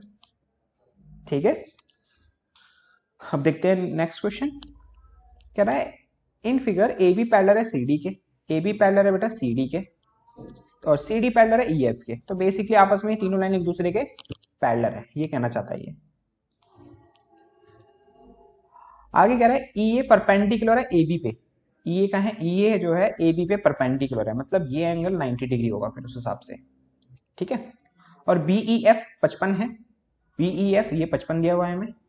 Find the value of x and y, तो हमें एक्स और वाई की वैल्यू फाइंड करनी है। हाँ, तो करते हैं भाई, एक्स वाई और जेड की तीनों, एक्स ये रहा, वाई ये रहा, जेड ये रहा। तो सबसे पहले गिवन लिख देते हैं कि ए बी पैरेलल है सी डी के और सी डी पैरेलल है ई एफ के, तो आपस में एक दूसरे के पैरेलल हो गए। और ई ए परपेंडिकुलर है ए बी पे, इसका मतलब एंगल ई ए बी या एंगल ए बोल दो उसको, एंगल ए इक्वल टू 90 है।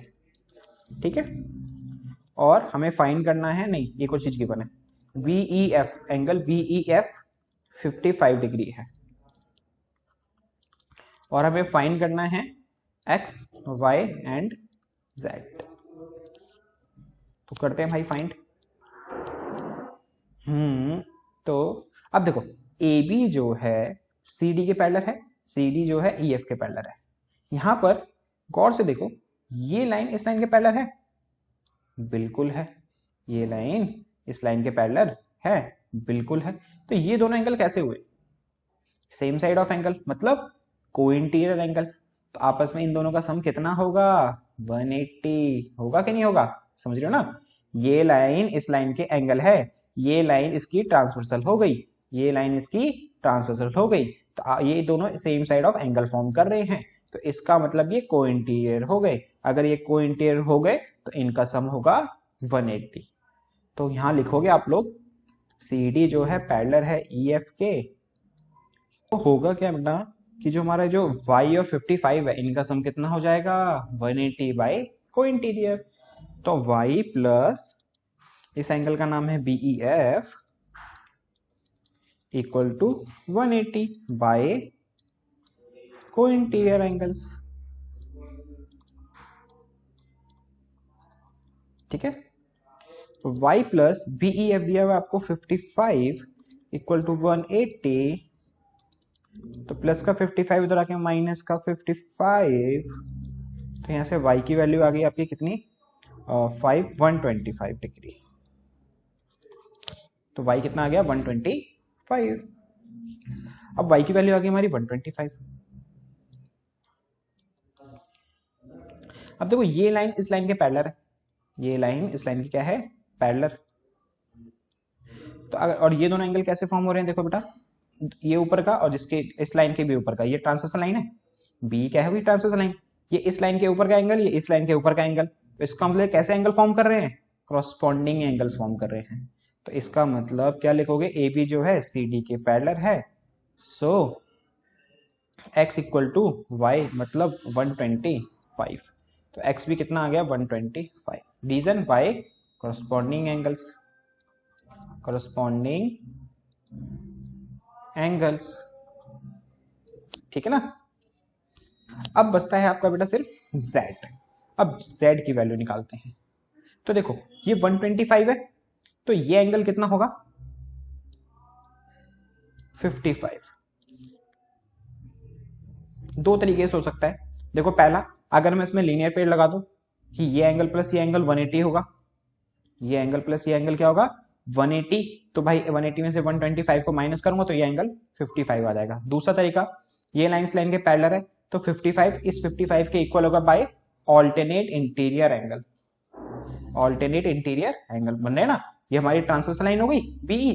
तो देखो ये कैसे एंगल्स बन रहे हैं? ऑल्टरनेट z बना रहा है ना, ऑल्टरनेट इंटीरियर एंगल्स हो रहे हैं। तो इस तरह से भी आप इसको 55 कर सकते हो। ये करने का फायदा क्या होगा? ये एक ट्रायंगल है, ए बी ई क्या है? एक ट्रायंगल है, और इस ट्रायंगल में तीनों एंगल का सम कितना होता है बेटा? 180। तो ये तो हमें गिवन है 90, ये हमारा 55 निकल गया। तो अब ये z भी फिर एंगल सम प्रॉपर्टी लगा के निकल जाएगा। हाँ, तो क्या करते हैं हम लोग? लिख देते हैं यहाँ पे angle BEF, angle BEF equal है किसके? ABE के, ABE के। तो इसका मतलब ये 55 के इक्वल है। रीजन क्या लिखोगे? By alternate interior angle. ठीक है, अब बेटा तो हमारा ये ABEB कितना आ गया? 55। अब यहाँ जगह तो है नहीं, तो यहां कर लेते हैं इसको। हाँ, तो in triangle ABE, in triangle ABE angle A plus में AEZ और प्लस में ABE, ABE इनका सम होगा बेटा 180 डिग्री। कितना होगा? 180 डिग्री। एंगल A हमारा 90 है, Z हमें निकालना है, ABE हमारा 55 है, इक्वल टू 180। तो 90 प्लस 55 हो गया हमारा 145, और 145 इधर आके माइनस का हो जाएगा। तो यहां से ये हमारा आ गया 35 डिग्री। तो Z आया 35, y आया हमारा 125 और x आया हमारा 125। ठीक है, x भी 125 है, y भी 125 है, और z हमारा 35 आ गया। ठीक है, अब नेक्स्ट क्वेश्चन देखते हैं। कह रहे हैं in figure A B parallel है सी डी के, तो लगे हाथ हम गिवन लिखते जाते हैं। ए बी जो है पैरेलल है किसके, सी डी के, और जो ई एफ है वो परपेंडिकुलर है सी डी पे। जो ई एफ है परपेंडिकुलर है सी डी पे, मतलब ये एंगल पूरा 90 का फॉर्म कर रहा होगा, एफ ई डी। इसका मतलब क्या हुआ, एंगल एफ ई डी कितना होगा बेटा, 90 होगा। और जीईडी हमें गिवन है 126, जीईडी हमें कितना गिवन है 126, जीईडी मतलब ये पूरा एंगल हमें कितना गिवन है 126। हमें फाइंड करना है यहाँ पे AGE, GEF and angle FGE, angle FGE. तो एक एक करके भाई फाइंड करते हैं। एजीई, एजीई का है ये रहा। तो देखो ए बी पैरेलल है किसके, सी डी के, ए बी किसके पैरेलल है, सी डी के। तो ये एंगल और ये एंगल कैसा फॉर्म हो रहा है, ऑल्टरनेट इंटीरियर एंगल। ये दोनों एंगल कैसे फॉर्म हो रहे हैं बेटा, ऑल्टरनेट इंटीरियर एंगल। तो इसका मतलब ए बी अगर सी डी के पैरेलल है तो angle A G E equal होगा जीई डी के, जीई डी के बाय ऑल्टरनेट इंटीरियर एंगल। तो एजीई कितना हो गया हमारा, जीडी हमें कितना दे रखा है 126, तो एजीई हो गया हमारा 126। ठीक है ना। तो कुछ जितने भी हम क्वेश्चंस कर रहे हैं सारे सारे किस बेसिस पे, वही ऑल्टरनेट, करस्पॉन्डिंग, को इंटीरियर, है ना। वो अच्छे से समझ आ गया ना, फिर आपको क्वेश्चन में बहुत अच्छे से समझ आते जाएंगे। तो यहाँ से हमारा एजीई कितना आ गया बेटा 126 आ गया। अब दूसरा फाइंड करना है आपको जीईएफ। जीईएफ मींस ये एंगल जो हम डार्क करें, सिर्फ इतना सा। ये भी बहुत इजी है, पता है कैसे, देखो ये पूरा एंगल जीईडी कितना है, किस किस को मिलके बनाया है, जीईडी मिलके बनाया है भाई जीईएफ को और एफईडी को, या एंगल एफईडी को। हाँ, तो जीईडी हमें गिवन है, जीईडी हमें दे रखा है 126, जीईएफ हमें फाइंड करना है और हमें एफईडी भी गिवन है कितना 90। तो ये प्लस का 90 उधर आके माइनस का 90 हो जाएगा। तो जीईएफ, तो 126 में से बेटा 90 गया तो कितना बचा 36। तो जीईएफ कितना आ गया भाई, नहीं 36 आ गया, ये भी आंसर। ठीक है। अब आपको क्या फाइंड करना है, एफजीई, एफजीई ये वाला एंगल। तो देखो ये एंगल हम निकाल चुके हैं, कितना है ये 126। इसके भी देखो दो तरीके निकालने के, क्या कि ये दोनों एंगल लीनियर पेयर है, तो ये आपको नहीं पता तो ये निकल आएगा 180 में से माइनस करके। ठीक है। दूसरा तरीका क्या है कि ये एंगल और ये पूरा जीईडी एंगल ये को इंटीरियर एंगल्स हैं, सेम साइड पे एंगल बने हुए हैं, तो इन दोनों का सम कितना होगा 126 होगा, है कि नहीं। इन दोनों का सम कितना होगा 126। तो वहां से फिर आप इन दोनों का सम कितना होगा 180, सॉरी x प्लस जीडी 126, इनका सम कितना होगा 180 बाय को इंटीरियर, तो वहां से x फाइंड हो जाएगा, है ना। तो ये दो तरीके हैं, एक तो आप इसमें लीनियर पेयर से भी निकाल सकते हो और को इंटीरियर से भी निकाल सकते हो। तो यहाँ पे हम इसको आपको को इंटीरियर से निकाल के दिखाते हैं। तो ये जो हमारा एंगल है एफजीई, एंगल एफजीई प्लस में जीईडी, जीईडी इनका सम होगा बेटा 180। रीजन क्या लिखोगे, बाय को इंटीरियर एंगल। ठीक है ना। तो एफ जी ई, जीडी दे रखा है आपको 126 इक्वल टू 120, तो F G E equal to 180 minus 126। तो यहां से एफ जी ई कितना आ जाएगा आपका 4 और ये 54 डिग्री। तो एफ जी आ गया 54, जी एफ आ गया 36 और ए जी आ गया 126। ओके, देखते हैं नेक्स्ट क्वेश्चन। कह रहा है पी क्यू एस टी के पैरेलल है, पी क्यू जो है एस टी के पैरेलल है, जो ये लाइन है इस लाइन के पैरेलल है, एंड आर एस टी 130 है, एंड फाइंड करना है आपको Q R S, Q R S आपको फाइंड करना है। तो वही सबसे पहले बेटा स्टेप्स गिवन लिखेंगे, गिवन क्या क्या है हमें। बेटा देखो वीडियो थोड़ी लॉन्ग हो रही है, तो और क्योंकि डिटेलिंग में आपको समझा भी रहा हूं मैं, और जो मैंने क्वेश्चंस लिए हैं ना, इंपॉर्टेंट क्वेश्चंस लिए आपकी एनसीईआरटी के, कुछ फालतू के क्वेश्चंस मैंने यहाँ पे नहीं लिए हैं। तो अच्छे से समझने की कोशिश करो, इनको प्रैक्टिस कर लेना आप लोग।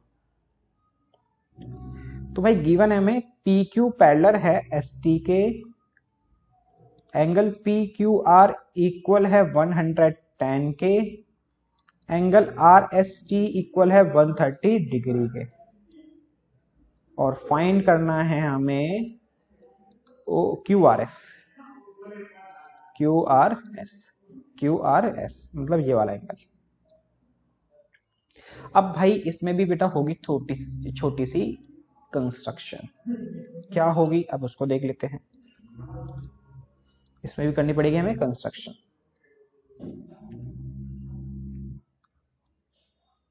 एक लाइन हमने बनाई है, मान लो ये ए बी लाइन है, आर से टच होती हुई, जो पी क्यू के पैरेलल है। Construct A B parallel to P Q, ठीक है।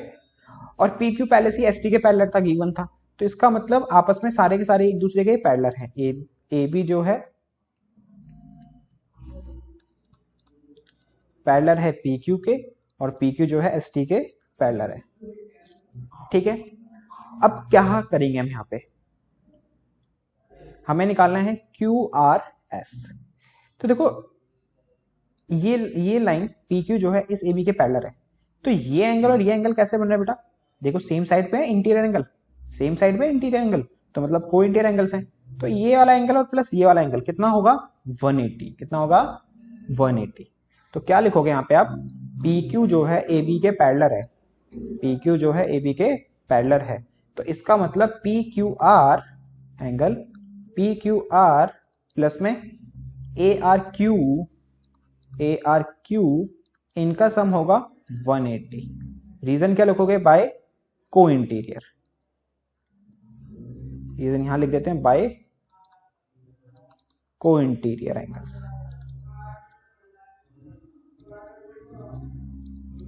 ठीक है। पी क्यू आर की वैल्यू आपको गिवन है 110 प्लस में A R Q equal to 180, plus का 110 उधर आके माइनस का हो जाएगा, तो यहां से ए आर क्यू निकल जाएगा आपका 180 माइनस 110 जो आ गया 70, जो आ गया 70।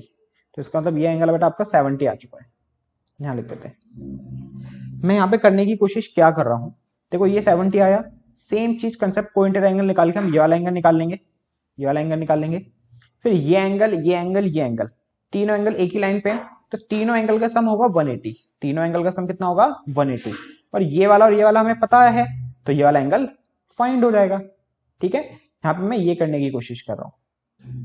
तो यहां से ए आर क्यू आ गया 70, अब हम निकालेंगे एस आर बी, तो यह बी आर एस बात एक ही है। तो यहां भी देखो को इंटीरियर का फॉर्मूला लगाएंगे हम, T S R angle T S R plus में बी आर एस इनका सम भी कितना होगा बेटा 180 होगा बाय को इंटीरियर एंगल।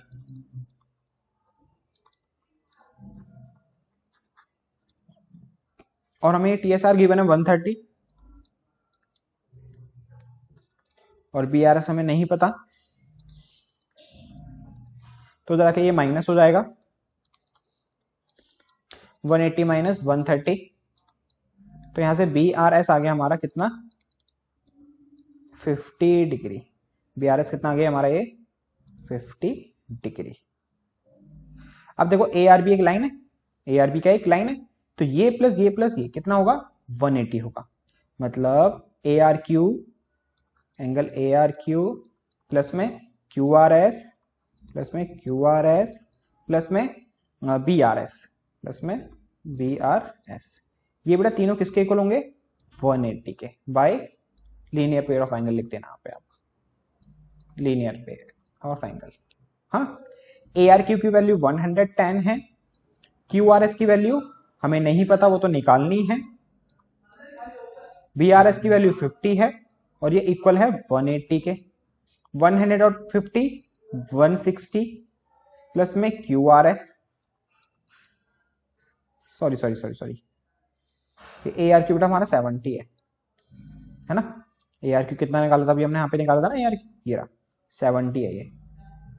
तो 70 प्लस 50 हो गया हमारा 120 इक्वल टू 180 प्लस का 120 इधर आके माइनस हो जाएगा, तो 180 माइनस में 120, तो QRS की वैल्यू आ गई यहां से हमारी 60 डिग्री, और यही हमें क्या करना था, फाइंड।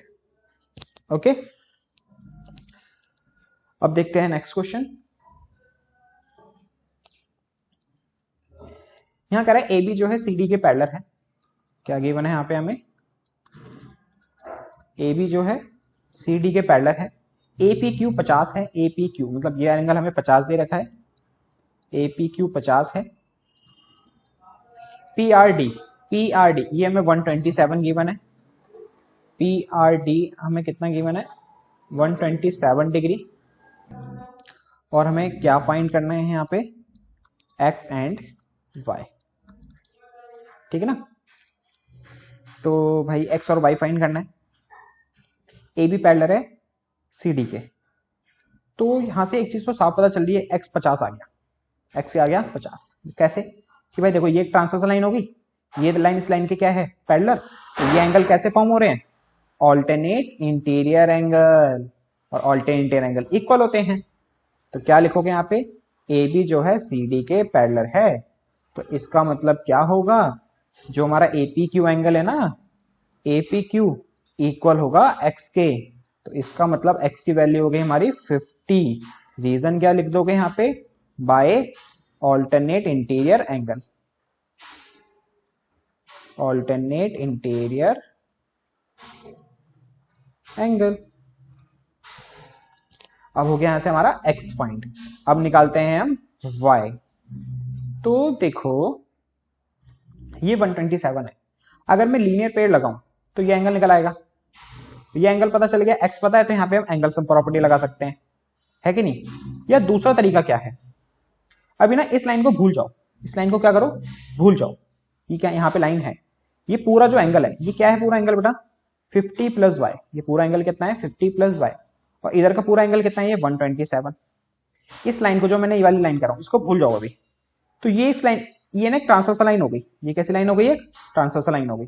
तो गौर से देखो ये पूरा एंगल और ये एंगल, ये जो एंगल है दोबारा बता रहा हूं मैं, ये पूरा एंगल और ये एंगल कैसे एंगल्स हैं, ऑल्टरनेट इंटीरियर एंगल्स हैं। कैसे एंगल हैं, ऑल्टरनेट इंटीरियर एंगल्स हैं, और ऑल्टरनेट इंटीरियर एंगल्स एक दूसरे के क्या होते हैं, इक्वल। तो वहां से देखो हमारी y की वैल्यू फाइंड हो जाएगी। तो क्या करोगे आप यहाँ पे, AB पैरेलल है CD के, तो इसका मतलब क्या होगा, APR एंगल APR, ये ना APR इस पूरे एंगल का नाम, और इस पूरे एंगल का नाम है PRD आपस में एक दूसरे के क्या होंगे, इक्वल होंगे। APR की वैल्यू है 50 प्लस वाई, और PRD की वैल्यू कितनी है 127, प्लस का 50 इधर आके माइनस का हो जाएगा, तो y की वैल्यू कितनी आ गई यहां से हमारी 7, और 12 में से 5 के 7, 77। तो y से हमारे यहां से y की वैल्यू आ गई 77, ठीक है, यही तो हमें फाइंड करना था। इसी के साथ बेटा आपका ये चैप्टर होता है कंप्लीट। अब मिलते हैं आपसे नेक्स्ट वीडियो में, वहां करेंगे हम न्यू चैप्टर स्टार्ट।